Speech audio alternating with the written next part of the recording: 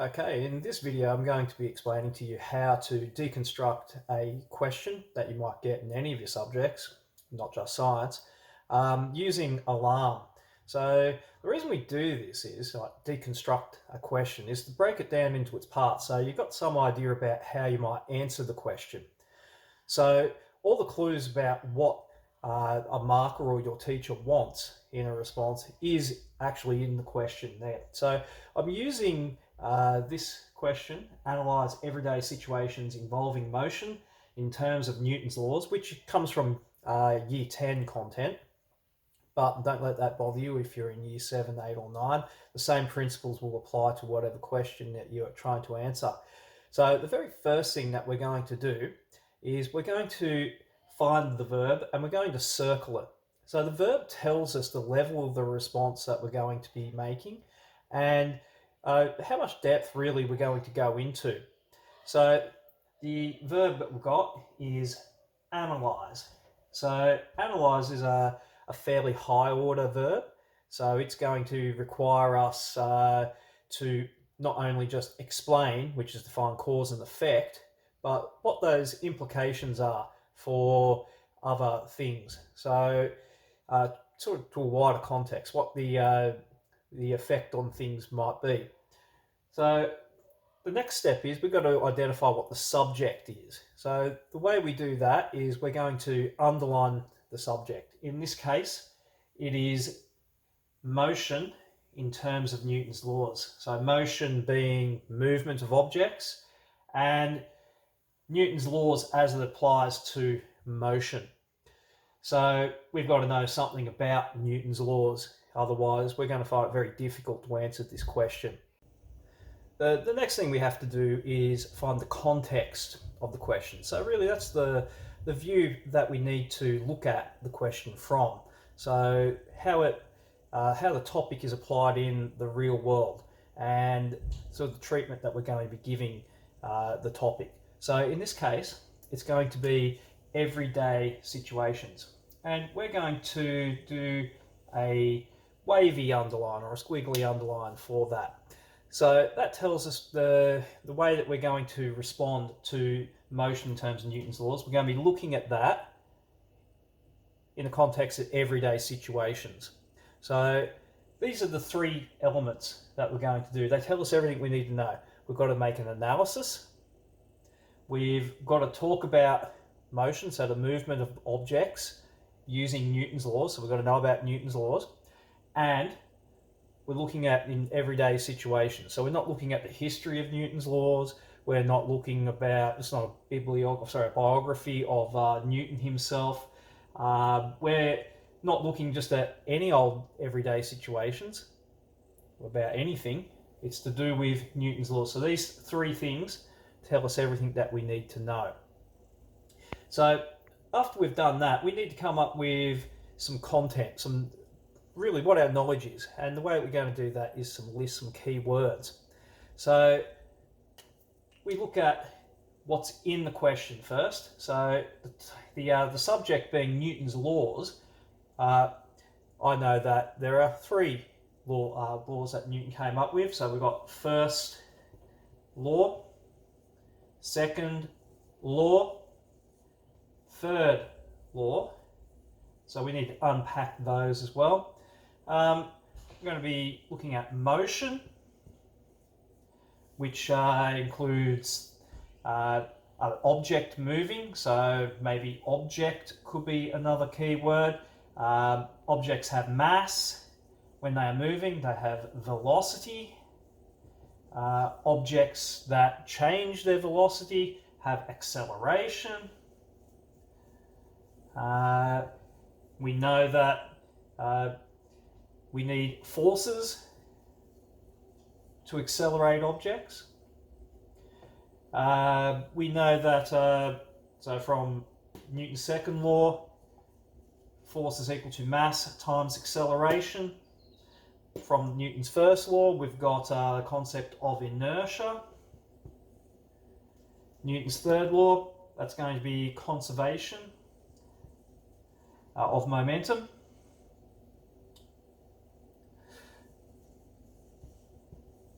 Oh, Mess that up.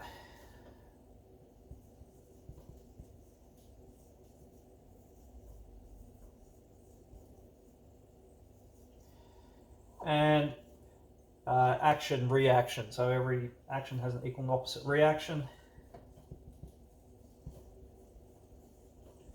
So it's coming up with the major terms, the major ideas to do with Newton's laws.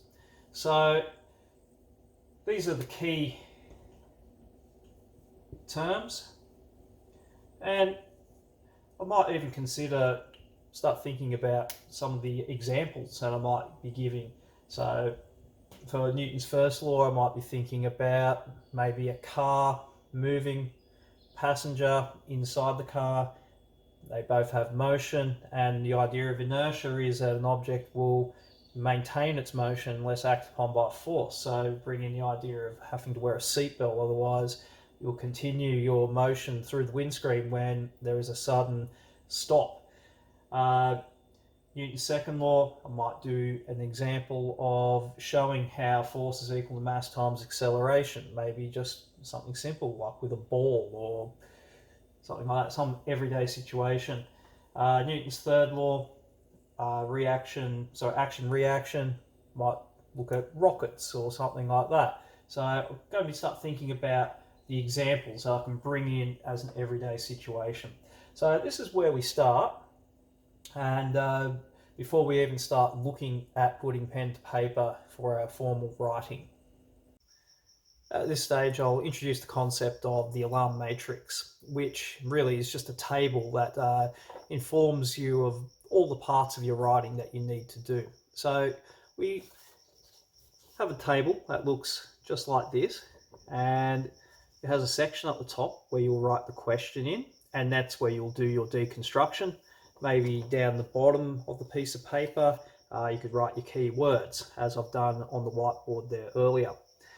You have these 6 columns. Perhaps in not all of your subjects you might not have 6 columns, and in English the alarm matrix does look a little bit different to the one that we'd use in science or HSIE, PDHPE, so more technical subjects, or say in TAS. So this is the one you use probably in the bulk of your subjects, and this first one here is just to really identify a key concept.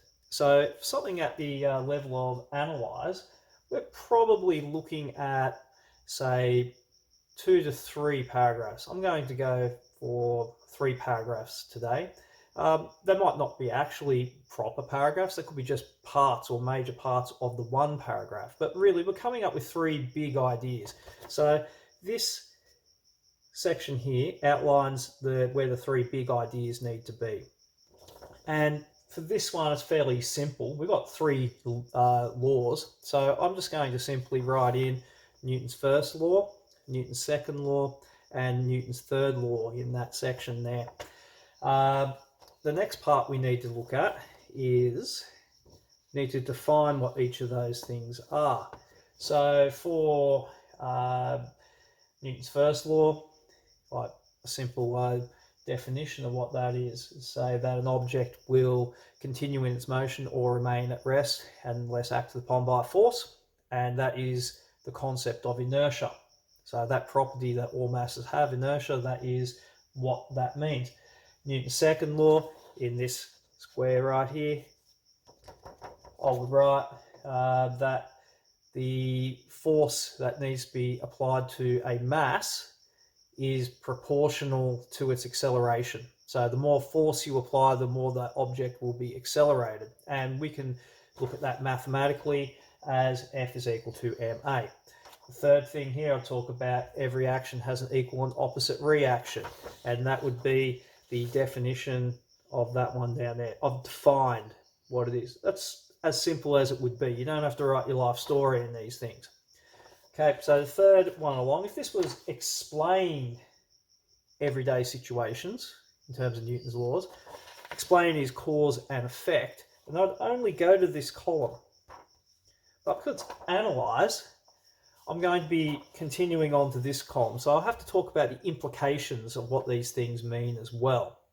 So if this was an even higher order verb, such as discuss, which is in your critically analysed section, or whether it was evaluate, justify, or assess, and you tend to get these ones more in stage 6, so years 11 and 12, but they do sometimes appear every now and then in stage 5, so years 9 and 10, so you should be aware of these now at least. You'd be going right to the end, and sometimes it can be difficult to get right to the end, and I don't want you to worry too much about filling out every single box when you're first starting these, and particularly for topics that you might be still just learning and you're not all over yet. So a finished matrix might look something like this. So we've got our circled verb, we've got our underlined subject, and we've got the wavy underline context. We've got Newton's first law, second law, third law. In this section, definitions for each one. The explain, linking cause and effect for each one. And then the analysis. So analysis, I'll tend to put maybe an example where I bring in that everyday situation, and sort of like that's its meaning for the wider context. So explanation of each is the cause and the effect that it has, but the analysis, that is what it means to the wider context. So I filled those things out there. So once you've done this, you can then go on to your formal piece of writing.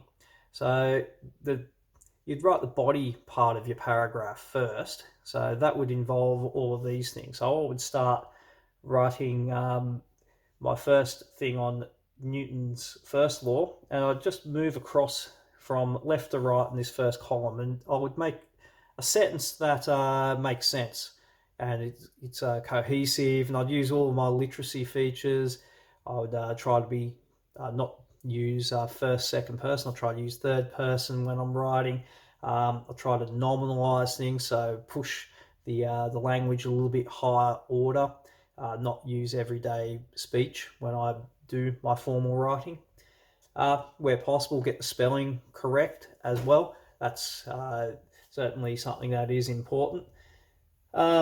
Next, I'd move from left to right for the Newton's second law and then Newton's third law, and that'd make up the bulk of my written piece. And then I'd have a topic sentence maybe placed at the top, and a concluding sentence placed at the bottom after that, and that would help me to make a full sort of teak paragraph. So topic, example, explain, elaborate, and then a conclude and link sentence at the end, sort of wrapping it all up. So this is sort of a before and an after. So in the after, we can see that we've got the question completely deconstructed, circled verb, underlined topic, and we've got our wavy underline context down the bottom. I've got my key words, and those key words I try to fit in to my writing, so I make sure that I have that higher order, subject specific, stage level language in there, so I want to ensure that I get maximum marks for this. So another thing I didn't probably mention, I probably should have, is to look at the number of marks that are available for a question, particularly if it's in an exam or it's an assignment. So let's say if this was a 6-mark question, that would certainly justify me doing 3 sections, and the verb also tells me I need to go across this way for that many columns. So the analyze goes to this column. If I only wanted to explain, if that was an explain, I'd only go to this far. You don't want to write more than what you need to. I'm not going to do a big discussion and a big assessment or evaluation on this if the question only requires me to do analyze, because I'm not going to get any more marks. You could answer the best, what could be the absolute best answer in the world, and it won't mean anything if you've just made up the question and decided to answer your own made up one.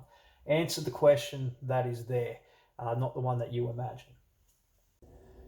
Okay, at the stage where I've written my formal piece of writing, so I've used my completed alarm matrix that I've done step by step, as you've already seen, and come up with this piece of writing here. You won't be able to see that in this video. I'll read it out and I'll explain what part is which and try to refer it back to there. So it gives you an idea about what this piece of writing is. So I'm going to start with the topic sentence. Remember, I did the topic sentence and the concluding link at the end last. I did the body first. So it says, Newton's laws of motion govern the movement of all objects in classical mechanics. So that is my topic sentence. Then I get to the body. I'm starting here now talking about Newton's first law. So Newton's first law states that objects will remain in the same motion unless acted on by a force. This property of mass is known as inertia and requires a force to be applied in order to change the motion of an object. So I've gone to define and explain. I've done those. Now I'm going to do the analysis, going to give the example and what it means for everyday life. So, for example, a passenger in a car will continue at the same velocity as the vehicle was travelling after the vehicle has suddenly stopped. The passenger will continue to travel through the windscreen unless acted on by the force of a seatbelt. I've gone to there.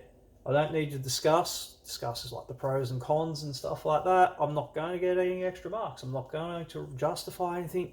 I'm not going to talk about, we've got to put seatbelts in every car. I'm not going to justify it. I'm not going to talk about road crash statistics and an assessment or something because question didn't ask for it. I'm not going to give it. I won't get any more marks. Why put the effort into something that you don't need to? Move on to Newton's second law. So Newton's second law states that the force required to accelerate an object is proportional to the mass of the object. This relationship is set out in the formula force is equal to mass times acceleration, or F is equal to ma. So I've done the define, describe, and the explain. Explain is cause and effect. So, for example, moving on now to the analyze. So, for example, a 2 kilogram ball is accelerated at 5 meters per second squared. A 10 Newton force needs to be applied. So that's pretty much what it means there. I've just explained the relationship, did a quick calculation. It's an everyday situation. There's a ball. We're probably thinking about it, looking at it in a way you probably wouldn't normally do in an everyday situation. But nevertheless, I have applied our Newton's second law to an everyday situation and fully explained that and given its implications. Newton's third law. So I want to this one now. First job, of course, is to define what it is, explain, so the cause and the effect, and then give some sort of example as the analysis, so applied to the wider context in the real world. So Newton's third law states that every action has an equal and opposite reaction. This means that masses with velocity will contain a certain amount of momentum that must be conserved in any situation. So I've done the first two steps there. For example, a rocket with mass 1 and velocity 1 requires a thrust of gas particles with mass 2 and velocity 2. Using Newton's, that's finishing off that, so I've explained that basically m1 times v1 is equal to m2 times v2, which is the relationship conservation of momentum, and could have gone on and wrote more about that. Again, you've got to look at the number of marks that are available. So typically at stage 4, year 7 to 8, and stage 5, which is years 9 and 10, in science we do valid. These extended response questions, you usually get 3 invalid. They're about 6 marks a piece, and that's probably good enough to get the 6 marks. But in HSC, sometimes you have 8 and 10 mark questions and ridiculous things like 12 mark questions. You might have to draw a graph and a table, maybe a diagram explaining stuff. I could have gone on there if that was higher marks and maybe went into discuss or evaluate or something. I could have given more information. I could have talked about conservation of angular momentum, I could have gone into more depth with those, could have given a second example for each, just depends on the number of marks. So I'm up to my conclude and link sentence. So I've just concluded by saying, using Newton's laws of motion have allowed humans to create technologies that society relies on each day. So piece of writing, hopefully if this was a 6-mark question, I'm hoping the marker would agree that I get the full 6 marks. I'm hoping so. I think I've put all the elements in there. The way that valid is marked is something called solo taxonomy, and that'll be the subject of another video, but well worth learning as well to evaluate your own work and to mark your own work to make sure it's got all of the elements involved.